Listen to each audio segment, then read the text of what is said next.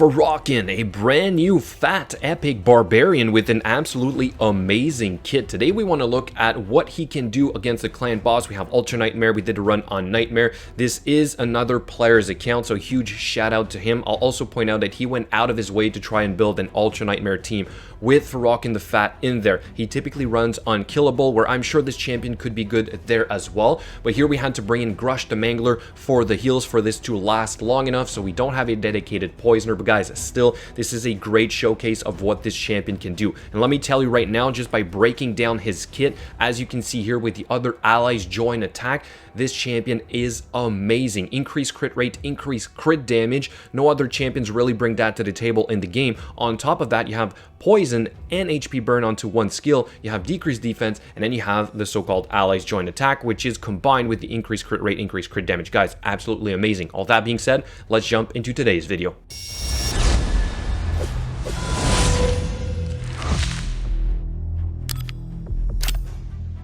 Starting with the obvious, the Fire Knight. Can that actually work in there? For sure. Allies join attack, you can probably come up with a build that is going to work with your current roster. So I decided to just go right in there, pick his team, remove one champion, and replace it with this new epic barbarian. As you can see, it can work. We lost our Cold Heart right in the beginning of the run, but guys, it can definitely work. So this was slower than his typical team, but an allies join attack is a great addition for that alone. Then I would have loved to test the arena with allies join attack in a blender build, but unfortunately he doesn't even have all the champions that I would want him to have, right? But if you have a good speed lead like Arbiter, maybe you have Gorgrab, you go for increased attack, then you have increased crit rate, increased crit damage, which means you can build a very effective blender build because you are able to reduce the amount of crit rate you need on your champions to stack even more crit damage. So eventually he might have something going. Heck, I do believe he has the Gorgrab right here. He does not even have Arbiter yet, but when he is going to get that champion,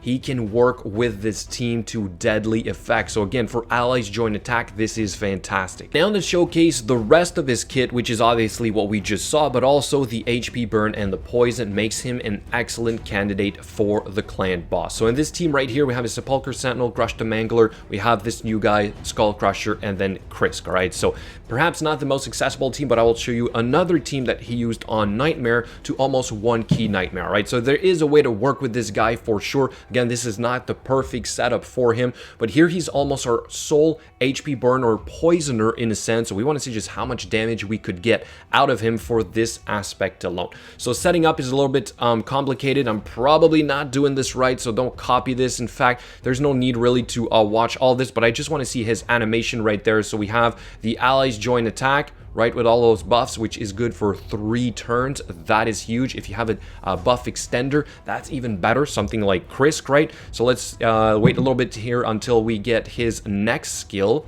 And I do believe that's the Branding Iron. Very nice touch there by Plarium for that little animation. I love it when they add something new, not just recycled animations, because then it just sort of gets boring, right? We want to see some new stuff, and so this guy has, you know, a little bit of that. So he's just about to take a turn, I believe, right after the Sepulchre Sentinel, and right there we're gonna get this Branding Iron. You do see it right there, boom. Pretty cool, all right? I love it. So overall, I think this setup went probably not perfectly, like I said, but let's just speed it up, and then we'll see where this takes us. We do last quite a long time, but I have like 2 ally protections here. We do have the Krisk, we have continuous heals. We are just relying on the Leech to keep us alive, but this would still be a 3-key Ultra Nightmare. If you bring in a dedicated poisoner for this, it would be even better, because as you can see, our debuffs are not full. So this guy by himself is obviously not there to just be a poisoner. The HP burn is a nice touch, but he's more for your like a counter attack with allies join attack. That's how I see him. So he fits in the category of those types of teams, and we've seen screenshots of those. You can reach 2-key Ultra Nightmare with counter attack and allies join attack if you have the right gear for it. He is unfortunately going to be the first champion to die, if I'm not mistaken, in this run. Let's fast forward a little bit here. But overall, I would say that this was relatively stable right there. We do lose him. We're already on turn 38. So you do see that our damage per turn is a little bit too low, unfortunately, but still, guys, this is a great last minute build, and this champion went out of his this player, sorry, went out of his way to do this for me. So huge shout out to him once again. So we're gonna finish here with a score of about what, 24.5 million. It's pretty good. I'm gonna say it is still pretty good for what we have right here. And now here's a quick overview of what he was able to do on the Nightmare Clan boss, again with sort of the same setup, right? So he went out of his way because I'll show you guys his Ultra Nightmare, his usual unkillable team that he uses. So he had to put Grush the Mangler in there for that leech, but we still see Fahrakin here dealing a good portion of the damage. So he doesn't actually hit hard apparently, but he does deal a good amount of damage because of the poison and the HP burn, not to mention helping out with the decreased defense. All right, so overall very useful. And then here's the run that we did. You can kind of see that he's one of the better damage dealers in there. So still, guys, a great option for that, a great sort of like secondary damage dealer if you have a dedicated poisoner.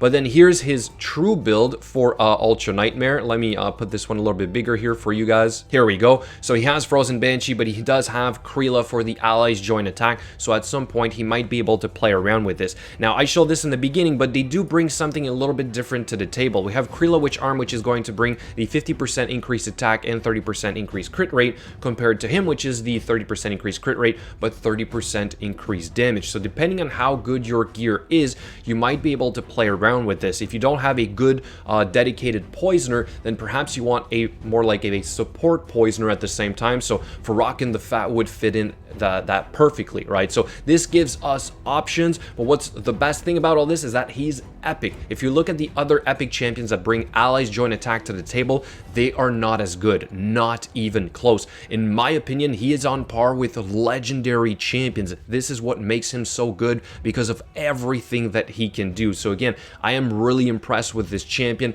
All that said, let's quickly go over the gear that he put on him to get this to work for today's showcase. All right, so we got Lifesteal. He was able to put Lifesteal on this champion. We have some good pieces right here with speed, crit rate, and accuracy. For the helm, we have a lot of crit rate with some speed. Shield here, we have speed, crit rate, crit damage. The gloves, he had to go with defense percent. Obviously, you want your champions to survive at first, especially when they are attack based, because they do usually start out with low defense, but on this case, he starts off with a lot of defense. I'm assuming it's because he's a little bit larger. Kind of makes sense, right? As for the chest piece, we also have defense percent, and he even got it to work with defense percent. Boots, not even maxed out. So guys, you can see again here, this is not a finished build. This was a quick put together just for the sake of the showcase. We have a flat defense ring with 2 rolls of defense percent. We even have a defense amulet. On top of that, we have the accuracy banner with a good amount of HP. So total stats, we are looking at 27,000 HP, 2.1k attack, almost 4k defense, basically 4k defense, 151 speed. So this was probably tuned along with the Krisk with the increased speed. So don't exactly copy this or it would not work for everything you're trying to do. We have 93% crit rate, 108% crit damage, 260 accuracy, which is fantastic. All the skills were done on him for this. And as for the masteries, we do have a tier 6 of War Master, all right, which is very typical. So guys, this is going to be just a quick overview of the guy, what he can do everywhere that he can fit. He is definitely worth it. If you got this champion, you don't have any other allies join attack, I would suggest that you do build him for at least the 3 things that I showed: arena, especially a blender build, Fire Knight, that will help you quite a bit, and he will or should be in some of your clan boss teams. He is worth it. It will work out. Quickly, the Great Hall, just in case, right? So you can kind of see this is a relatively young account. Again, a lot of room for improvement, but he did a fantastic job at putting that together last minute for me. So Fisher, thank you so much, dude. Huge shout out to you again.